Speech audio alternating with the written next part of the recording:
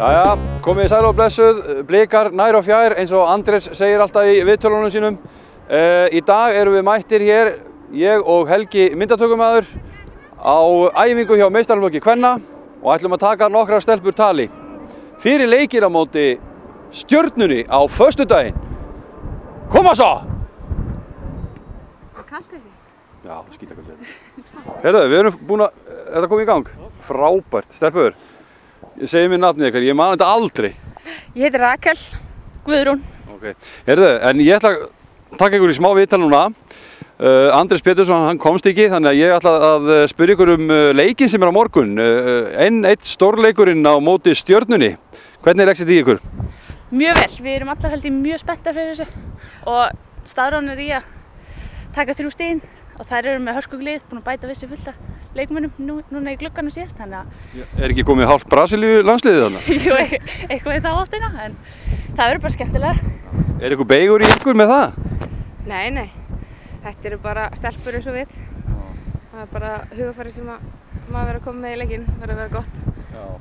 En ég hérna er líka með gjafir til ykkar, en það var þannig að önnur ykkar var valinn maður leiksins í leik á móti Aftureldingu og það var Rakel Hönnudóttir, gerði svo vel. Takk fyrir. Og sýndu nú bókina, þetta er frá Bjarti Veröld. Þetta er Elena Ferrante, framúrskarandi vinkona. Og... Ég efast ekki um að þetta sé mjög góð bók. Viltu segja eitthvað þessa bók? Ég efast ekki um að þetta sé mjög góð bók. Og svo er ég með aðra bók sem heitir Davíð, eftir Davíð Nichols. Og þetta er tilnefnt til Man Booker verðlaunanna 2014, ég veit ekki hvað það þýðir. En það er eitthvað lífefnafræðingur, en ég ætla ekki að tefja ykkur neitt meira. En heyrðu, gerðu svo vel, þetta er fyrir leikinn á móti Fylki. Já, heyrðu, þá er bara gangi ykkur vel á morgun. Takk fyrir. Ok, farið nú að æfa eitthvað, það æfi sig ekki sjálft. Heyrðu, á ég ekki að taka bækurnar? Ég fer með þær í.